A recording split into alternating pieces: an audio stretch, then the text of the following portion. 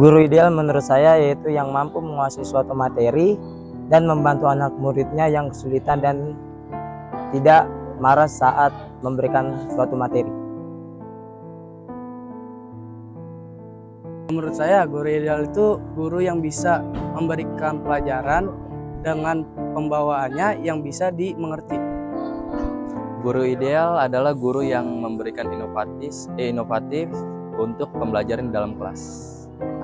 Guru yang ideal adalah guru yang mengikuti perkembangan zaman dengan metode pengajaran yang baik dan benar, serta memahami pemikiran siswa dengan sangat cermat.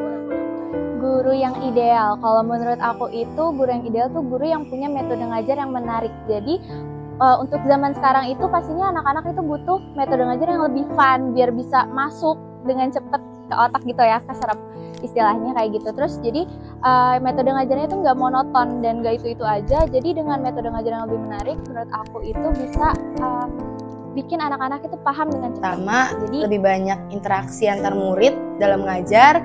Terus juga lagi mengerti bahwa semua murid itu punya bakat dan punya minatnya masing-masing. Nggak semua bisa dikuasain gitu.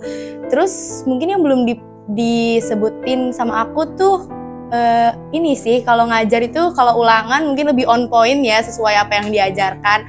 Karena sering banget nih kayak kita ulangan yang keluar itu tuh bukan yang dipelajarin gitu loh. Jadi agak lebih jauh gitu ya. Mungkin niatnya lebih ke supaya kita bisa nyari materi sendiri, kita bisa baca-baca sendiri, tapi itu agak menyusahkan. Mungkin lebih ke dikasih tahu apa sih materi yang harus kita pelajari, apa sekitar apa sih secara spesifiknya, supaya ketika kita belajar untuk ulangan itu kita lebih gampang untuk mengetahui apa sih yang mau keluar di ulangan gitu. Terus Seharusnya tidak melakukan hal yang bikin anak muridnya kesulitan dalam memahami materi, serta tidak menyindir fisik dalam memberikan materi di kelas.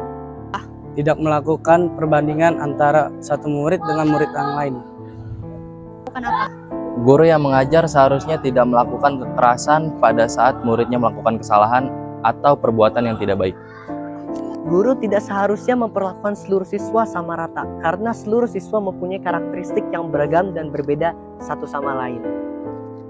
Kalau menurut aku, guru yang mengajar itu seharusnya tidak melakukan hal-hal yang bikin murid-muridnya itu ngerasa tertekan. Misalnya kayak anak-anak itu kan pasti setiap anak punya karakteristik yang berbeda. Jadi menurut aku, misalnya tindakan membanding-bandingkan antara anak ini sama anak ini, itu salah satu hal yang bikin kita ngerasa tertekan banget, Bu, Pak. Jadi itu menurut aku sih hal itu.